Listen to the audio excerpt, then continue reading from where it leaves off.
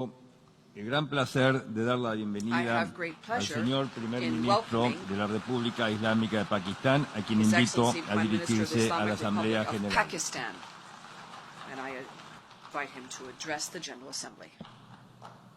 Bismillah ar-Rahman ar-Rahim. Iyyaka na'budu wa iyyaka nasta'in. Mr. President, Honorable Secretary General, Excellencies, ladies and gentlemen, my third point is Islamophobia. There are 1.3 billion Muslims in this world. There are millions of Muslims living in other countries, European countries, in the US as minorities. Islamophobia since 9/11 has grown at a pace where it is alarming. Human communities live together.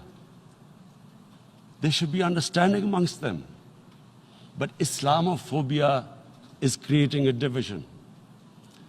Muslim women wearing hijab, it's become an issue. It's become an issue in some countries. Hijab is some sort of a weapon. A woman can take off her clothes in countries, but she can't put on more clothes. How is this happening? Because of Islamophobia. And how did this Islamophobia start? After 9/11. And why did it start? Because certain Western leaders equated terrorism with Islam. Islamic terrorism. Radical Islam. What is radical Islam? There is only one Islam. And that is the Islam we follow of Prophet Muhammad sallallahu alaihi wasallam. There is no other Islam. Radical Islam, Islamic terrorism, what message did they send to people in the West? And why is there Islamophobia? How is a person in New York, in the Midwest, in the US, in European capital, how is he going to distinguish between who is a moderate Muslim and who's a radical Muslim? Because terrorism has nothing to do with any religion.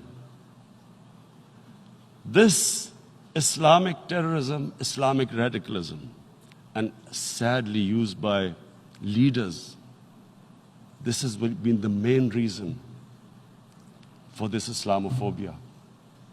And it has caused pain amongst Muslims. We in Muslim countries watch this Islamophobia traveling abroad, and it's getting worse. And may I just say, Mr. President, that in European countries, it is marginalizing Muslim communities. And we all know that marginalization leads to radicalization. Some of the people who ended up as militants in Syria and other places were from marginalized Muslim communities. And my point here is that we must address this issue. I'm sad to say that we Muslim leaders have not addressed this issue either. After 9/11, when this thing came about war against radical Islam, rather than Muslim leaders trying to explain to the West that there is no such thing as radical Islam, in all human communities, they are radicals. They're liberals and rest are moderate. All human communities, Christians, Jews, everyone has it. But Islam is not radical, neither Judaism, neither Christianity, neither Hinduism. No religion preaches radicalism. The basis of all religion is compassion and justice, which differentiates us from the animal kingdom. But unfortunately, the Muslim leadership was so scared of being called radical Islam that all of them became moderates. In Pakistan, we were in the eye of the storm, and our government coined a phrase called enlightened moderation. No one knows what it meant. But everyone started putting on Western suits that they were moderates, started speaking, even those who didn't know English would speak English because they were moderates. No one had a clue what it was. Because we, in the Muslim world, did not explain to the West that there is no such thing as radical Islam. One of the reasons why, after 9/11, Islam was supposed to be equated with terrorism was suicide attacks. Because the 9/11 bombers did a suicide attack, all sorts of theories came up that the Muslims are involved in suicide attacks because they will get virgin in heavens. Some came up with, what about women, suicide attackers? So this bizarre thing happened. No one explained. Suicide attacks and Islam were equated. No one did research that before 9/11, the majority of suicide attacks in the world were by Tamil tigers, who were Hindus. No one blamed Hinduism, and quite rightly. What has Hinduism got to do with what desperate people were doing in Sri Lanka? We all know about, we've seen films about Japanese kamikaze pilots at the end of the Second World War doing suicide attacks. No one blamed the religion. But here we were trying to prove we were to the West. But the most important thing I wanted to say here today, in explaining this Islamophobia, Mr. President, and I feel it's very important because I've spent a lot of time there, so I know how the Western mind works and how West views religion. So where the misunderstanding about Islam came. And one of the reasons it caused Islamophobia. That was, in 1989, this book was published, maligning, insulting, ridiculing our Prophet Muhammad sallallahu alaihi wasallam. And there was a reaction in the Muslim world. The West couldn't understand what was the problem. Because in the West, because I have spent so much time in the West, religion is perceived completely differently. They don't look upon religion like we do. And so, Islam was supposed to be an intolerant religion. It was against freedom of expression. And Islam took a real beating 30 years ago. I still remember it became a watershed. And Prophet, peace be upon him, there would be a reaction by the Muslims. And again, it was Islam, an intolerant religion. Again, this time, I blame a certain section of the people in the West who deliberately provoked this, knowing the impact it would have. But the majority of the people in the West didn't understand. This is where, again, Muslim leadership let the Muslims down. We should have explained to them what our Prophet, peace be upon him, means to us. So in 1 minute, I'll try and explain what he means to us. Our Prophet was the witness to the divine book, the Holy Quran. The Holy Quran is the book of guidance for Muslims, and the Prophet's life was living the Quran. He was an example of what the Quran guided us to be. So he is the ideal we all try to get to.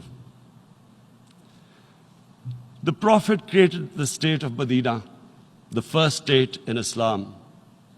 That state was the basis of a Muslim civilization which became the predominant civilization for the next 700 years. And what was that state? I hear such strange things about Islam, that it is against women, it's against minorities. The first state of Islam in Medina, it was the first time a welfare state was set up. The state took responsibility of the weak widows, orphans, poor people, handicapped. It taxed the rich, spent the money on the poor. The state announced that all human beings are children of Adam, hence equal, whatever the color of their skin. The state announced, the Prophet announced that, and slavery, the whole system depended on slavery as it did for many years in the Western societies. The Prophet said that one of the greatest deeds is to free a slave. But because the society depended on slavery, he said, but if you have to treat them as an equal member of the family. And as a result, something happened in a Muslim world which hasn't happened in any other civilization. Slave dynasties appeared. Slaves became kings. The Mamluks, slaves who ruled Egypt. In India, there were slave dynasties. And then, with minorities, again, you hear that Islam is supposed to be against minorities. Let me just make this clear. In Islam, the Prophet announced that everyone was free to practice his religion. It was a sacred duty to protect the places of worship of all religions. He announced that every person is equal in front of law, whatever his religion or his color. And this incredible case, and I always quote this, that the fourth Khalifa, the head of state of Medina, he lost a court case against a Jewish citizen. So, number one, it showed there was a rule of law, no one was above law. And number two, that a Jewish citizen was an equal citizen. So, Mr. President, when a Muslim society is unjust to its minorities, it is going against the religion of Islam and our Prophet, peace be upon him. So, it is important to understand this. The Prophet lives in our hearts. When he's ridiculed, when he's insulted, it hurts. As we human beings understand one thing, the pain of the heart is far, far, far more hurtful than physical pain. And that's why the Muslims react. And I always thought that if I ever had this stage, I would try and explain this to the world community, especially to the Western community, because having lived in the Western community, people didn't understand this. When I first went as a teenager to England, there was a comedy film on Jesus Christ. It's unthinkable in Muslim societies. So we need to explain that, look, in a human community, we must be sensitive to what causes pain to other human beings. We have, in the Western society, and quite rightly, the Holocaust is treated with sensitivity because it gives the Jewish community pain. That's all we ask. That do not use freedom of speech to cause us pain by insulting our Holy Prophet. That's all we want. And now